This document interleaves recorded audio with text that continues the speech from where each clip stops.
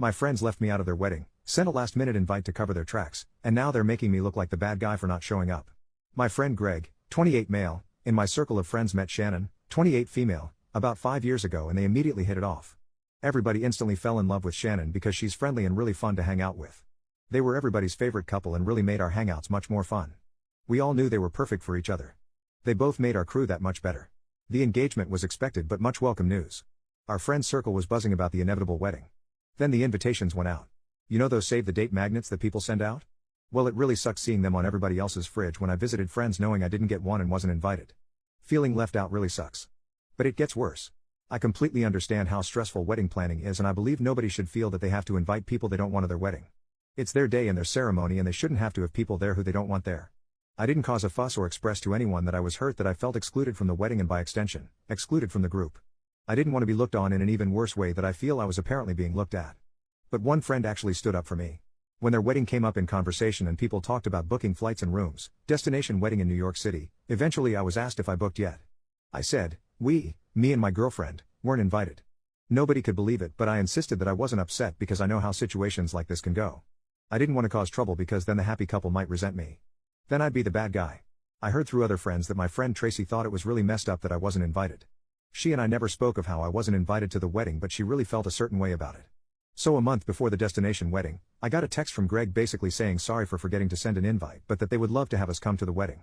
It was way too late at that point for me. I couldn't get away from my job and I didn't have a chance to put money aside for a year for an expensive New York City destination wedding like everyone else did. I didn't even get a save the date. Every flight and hotel, no rooms where everyone else was staying, obviously. Too late for that, was unaffordable for me. I texted him back that I couldn't make it. The wedding came and went and I felt bad about everything. I saw the Facebook pictures of my friends all having the time of their lives. It looked like a great wedding. There's even a picture of just the group of friends labeled the crew. I don't think I've ever felt so left out honestly. It really made me feel worthless and unwanted. So naturally the typical thoughts surfaced. They don't like you. They think you're annoying. They think you're a jerk. If you can't identify the schmuck in a group of friends, that means you're it. They think you try way too hard to be nice and think you're a phony. Then as if it couldn't get any worse, Shannon messaged me on Facebook asking why I didn't RSVP and said they missed me at the wedding. RSVP? Doesn't one have to be invited in order to RSVP? Everybody got a year to prepare between getting save the dates and actual wedding invitations. I got a text message a month before the wedding. Just as I feared, I'm being made out to be the bad guy and I even made a point to keep my feelings to myself and play it cool. But as usual I didn't say this to her because I know how I would end up looking. I actually apologized for. I don't even know why.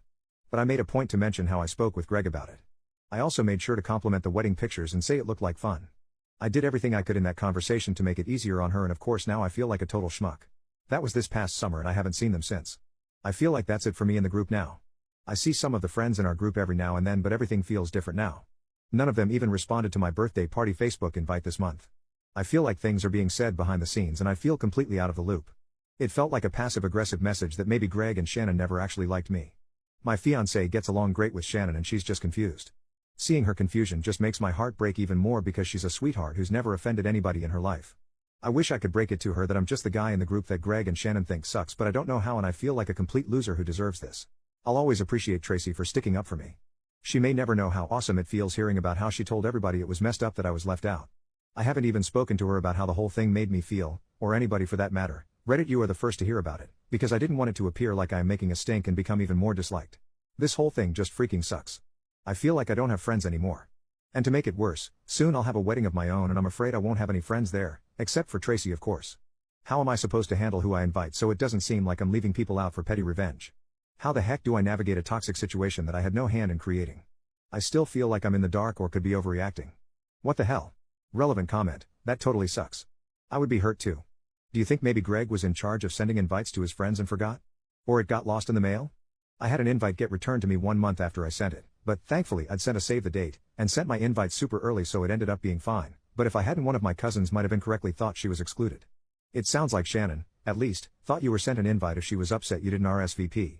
You actually did RSVP by texting Greg back, but it sounds like she thought you'd been sent an RSVP response card. OP, yeah it could just be a simple misunderstanding but word seemed to get around early that I didn't get a save the date and even later didn't get an invite either. Tracy especially seemed to make sure everybody was aware that she wasn't happy about my exclusion. The other friends I spoke to didn't even suggest that it could have been a mistake, almost like they knew something I didn't but didn't feel comfortable saying it. Only one person even spoke up on my behalf. Mini update 3 days later, I took everyone's advice and brought it up with Tracy.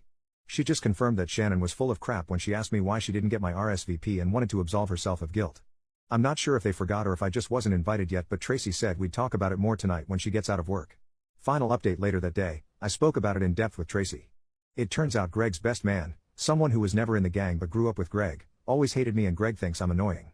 Shannon later felt bad, so they chose not to invite me and pressured him to invite me over text knowing I wouldn't be able to make it. Also, it wasn't only Tracy who thought it was wrong that I didn't get an invite, and the chatter is what made Shannon ask me why I didn't RSVP, to make it seem like my invite was lost in the mail. It feels better knowing this because, like I said, they don't have to have people they don't want at their wedding. But knowing Greg doesn't like me hurts because I always thought we were friends. Turns out he's the phony.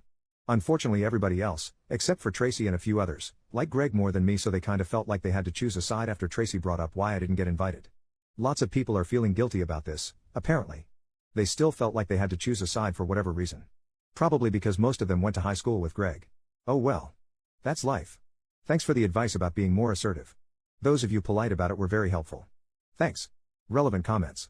Commenter number 1. Yeah, you don't need those two-faced jerks in your life. Congratulations on finding out before they borrowed money from you. When they get divorced, you can reach out to Greg and tell him that he deserves it. OP, it's funny you bring up borrowing money because they're the type who always want to split the check when they order the most expensive crap and always say, I'll get you back. And I don't trust Venmo. I'll just give you cash when I go to the ATM, and then they never do. On the plus side, I don't have to pay for part of their steak and lobster dinners anymore. Commenter number 2, will you invite Greg, Shannon and the best man to his wedding? OP, nah, I don't think it would be right to force anybody to choose sides because that feels inappropriate to do to friends. I think everybody who stood up for me gets an invite. Greg can have his best man and be the cynical bastards they are together. Honestly, nobody really likes the best man all that much because he's always acted like an obnoxious jerk when he's been around us. They can have each other. Commenter number 3, in this situation you aren't the bad guy from my perspective, and to be honest, a destination wedding is a jerk move on your friend's part. The sheer inconvenience of one is like jerk move supreme, especially the fact they chose NYC, what the heck. Plus some people turn into assholes after marriage, and statistically speaking, your married male friend is going to be spending much time with his wife now than his friends.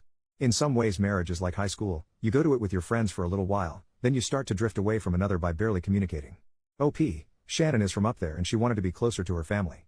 Yeah, it turns out they didn't want me there and felt pressured once some of my friends realized. I guess it was easier to make the decision when it was just the two of them, and they lost confidence in the choice when people found out.